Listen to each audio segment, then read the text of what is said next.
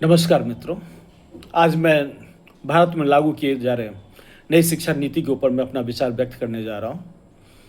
और जैसा कि हम लोग जानते हैं कि नई शिक्षा नीति जो है ये जुलाई 2020 में इसको कैबिनेट के द्वारा अप्रूव की गई और 2024 से इसको लागू की गई है। और जिसमें वो पुराने शिक्षा नीति जो थी 1986 की, उससे उसके तुलना में हम देखें तो काफ़ी सुधार किया गया, उसमें कोई अतिशयोक्ति नहीं है। और लेकिन अभी भी बहुत सुधार करने की आवश्यकता है। इस परिप्रेक्ष्य में मैं पुराने इतिहास में जाना चाहूँगा।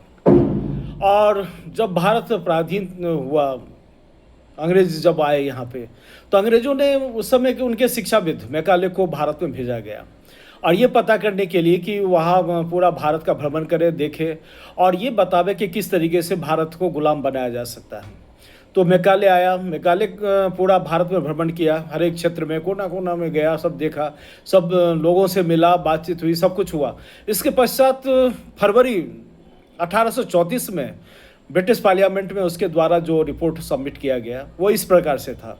उसने बताया कि मैंने भारत के कोई भी क्षेत्र ऐसा नहीं है जिसमें मैंने भ्रमण नहीं किया।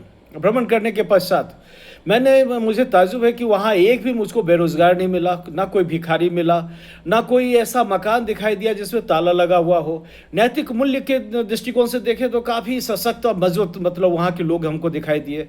शिक्षा के क्षेत्र में काफ़ी समृद्ध थे और सब शिक्षित थे। तो इस परिस्थिति में भारत को पराधीन करना, गुलाम बनाना संभव नहीं है।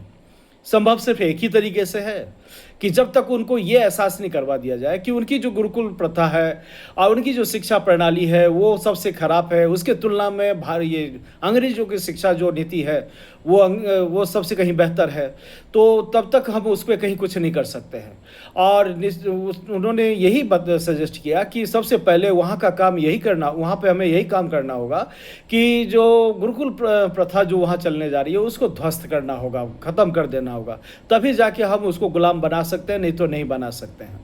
ऐसा ही किया उन्होंने। जैसा कि गुरुकुल की बातें उस समय की हुआ करती थी, तो वहाँ हर एक सब बच्चे सभी बिना भेदभाव के सभी मतलब गुरुकुल में अध्ययन किया करते थे।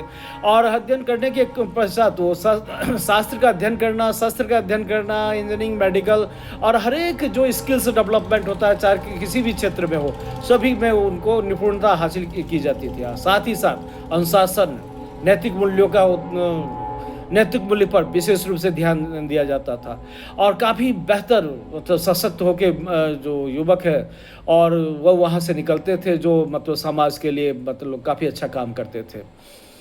तो ये सब दृष्टिकोण से देखने के पश्चात वो मतलब मैकाले ने यही सजेस्ट किया। उनको ये एहसास, उनका साफ कहना था कि ये एहसास करवाना है कि उनकी गुरुकुल में जो शिक्षा दी जाती है मातृभाषा में, उसकी तुलना में कहीं बेहतर है कि जो अंग्रेजी शिक्षा हो। उनका जो पहनावा ओढ़ावा जो भी है भारतीय संस्कृति का, उससे कहीं बेहतर मतलब उसका जो पैंट शर्ट वगैरह पहनना वो मतलब ज़्यादा उपयुक्त है। ये एहसास सबके दिमाग में ऐसा ला दिया जाए। इसके पश्चात उसमें ये बताया कि उसके वो हीन भावना से ग्रसित करवा दिया जाए कि वहाँ की नीति अच्छी नहीं है, वहाँ की संस्कृति बढ़िया नहीं है, जो भी है वो मतलब विदेशों की यानी कि अंग्रेज़ों की सबसे बेहतर है। तो तभी जाके हम उसको मतलब उस पर राज कर सकते हैं, गुलाम बना सकते हैं। अन्यथा मुश्किल नहीं, अन्यथा इसका संभव नहीं है। ये जानने के बाद, ये करने के बाद वो लोग यही काम किए, गुरुकुलों को सबको नष्ट किया। नष्ट करने के पश्चात अंग्रेजी थोपने की कोशिश की गई और अंग्रेजी सिस्टम, भारतीय कल्चर को ख़त्म करने की भरसक प्रयत्न किया गया, काफ़ी कुछ ध्वस्त किया गया। तो मित्रों, ये तो हुई 1834 की बात है। लेकिन उससे पहले हम लोग जब जानते हैं लगभग 1000 वर्ष तो भारत का एकदम दोहन हुआ और लूटने का काम किया। आतंकियों जो बाहर से सबसे जो आए, उन्होंने भारत को मतलब ज़बरदस्त तरीके से लूटा, यहाँ की संस्कृति पर ज़बरदस्त तरीके से प्रहार किया। और इसकी जो गुरुकुल वगैरह जो चला करता था, यहाँ की जो लाइब्रेरी पुस्तकालय वगैरह हुआ करता था, उसको तोड़ना, उसको जलाना, उस तरीके से काम किया गया। जैसा कि हम आप सभी वाकिफ़ है कि तक्षशिला का पुस्तकालय, नालंदा का पुस्तकालय कई महीनों तक उसको जलाते रहे। उनके जितने भी मतलब किताबें थी उन सबको जलाते ही रह गए, और वहाँ के जो पंडित थे और जो गुरु वगैरह थे सबको मारा गया, काटा गया, इस तरीके। उसके पश्चात 1000 तक शोषण करने के बाद, 1000 तक उसको बर्बाद करने के पश्चात फिर भी इतनी मतलब धरोहर भारत के पास बची हुई थी, जो 1834 में मैकाले ने अपनी बातों के रूप में व्यक्त किया ब्रिटिश पार्लियामेंट में। निश्चय ही जो भारत विश्व गुरु कहलाया, उस 1000 से पहले से पूर्व जो नालंदा विश्वविद्यालय, तक्षशिला विश्वविद्यालय, विक्रमशिला विश्वविद्यालय, ये सब का जो अस्तित्व था, जहाँ विदेशों से लोग आया करते थे, कितना रिच था हमारा देश। खैर, तो इसके पश्चात में मतलब इस तरीके से करने के बाद भी मतलब 1834 में मैकाले के द्वारा इस तरीके से कहना निश्चित रूप से ये बताता है कि बहुत कुछ बचा हुआ था, इस तरह की बातें थी। इसके पश्चात हम देखते हैं कि जब भारत स्वतंत्र भी हुआ, स्वतंत्र होने के पश्चात भी यहाँ के जो शासक बने वो निश्चित रूप से भारत के मिट्टी के से ज़्यादा जुड़ाव नहीं था, ना वो कहीं के भी जैसे भी हो, मतलब किस तरीके से भारत का मतलब संस्कृति कल्चर पे विशेष रूप से ध्यान नहीं दिया, और एक तरह से जो भी इतिहास है उसको तोड़ मरोड़ कर लादने की कोशिश की गई। अब नई शिक्षा नीति है जिसके तहत उसको मतलब काफ़ी कुछ परिमार्जित करने की कोशिश किया गया, लेकिन अभी भी बहुत कुछ आवश्यकता है इसमें सुधार करने की। मेरा इस परिप्रेक्ष्य में एक चीज़ कहना है कि क्यों नहीं, जब हम बेहतर जानते हैं, हमारा इतिहास जानते हैं, हम 2000 साल पूर्व का जानते हैं, 1200 वर्ष जो गुलामी का रहा, उस मानसिकता में जो आज तक भी लोग ग्रसित है, उससे पहले का हम इतिहास जानते हैं, वहाँ उससे पहले की हम शिक्षा प्रणाली जानते हैं। क्यों नहीं उसको इम्प्लीमेंट किया जाए? उसका सॉल्यूशन सिर्फ एक ही है कि गुरुकुल का मतलब स्थापित किया जाए, गुरुकुल को काफ़ी सशक्त मजबूत किया जाए, और गुरुकुल प्रथा से ही मतलब इसका मतलब भारत को और सुदृढ़, मजबूत और बेहतर बनाया जा सकता है।